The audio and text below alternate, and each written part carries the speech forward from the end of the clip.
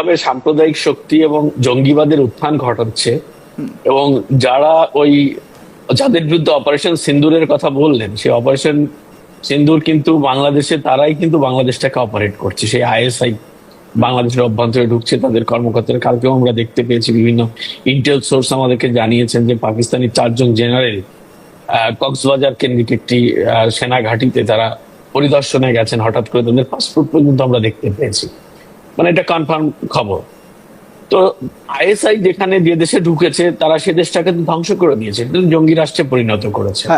আমি বারবার একটা জিনিস বলি, শুনুন স্বপন, আমাকে একটু যদি সময় দেন বলি যে দেখুন, 1947-এর পর ভারত এবং পাকিস্তান নামে যে দুটো রাষ্ট্র হয়, তার মধ্যে পাকিস্তান কিন্তু আজ অব্দি রাষ্ট্র হতে পারেনি। ভারত একটি রাষ্ট্র হয়েছে এবং পাকিস্তান ভেঙে বাংলাদেশ নামে একটি নতুন রাষ্ট্র হয়েছিল এবং সেটি চেষ্টা করেছিল রাষ্ট্র হিসেবে বিশ্ব দরবারে প্রতিষ্ঠিত করতে। কিন্তু পাকিস্তান সেটা হতে দিল না। এই 2024-এর জুলাই আগস্টে তারা তাদের জঙ্গি সমর্থিতদের দিয়ে একটি নির্বাচিত সরকারকে উৎখাত করার মধ্য দিয়ে বাংলাদেশটাকে তাদের কাতারে নিয়ে গেল। তারা কারা? পাকিস্তান হচ্ছে একটি, আমি আবারও বলছি যে পাকিস্তান কোনো দেশ না, রাষ্ট্র না।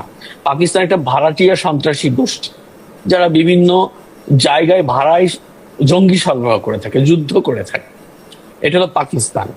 তো সেই পাকিস্তান বাংলাদেশের অভ্যন্তরে ঢুকে গেছে 2024-এর আগস্টে এবং তারা সেই জঙ্গিবাদের চেতনা, তাদের যে কাতারে নিয়ে বাংলাদেশকে সেই কাতারে নেওয়ার জন্যই তারা এখন কাজ করে যাচ্ছে। যে বাংলাদেশ আমাদের ছিল, আমরা সেরকম পূর্ব পাকিস্তানটাকেই আবার আমরা ফিরাই আনতে চাই।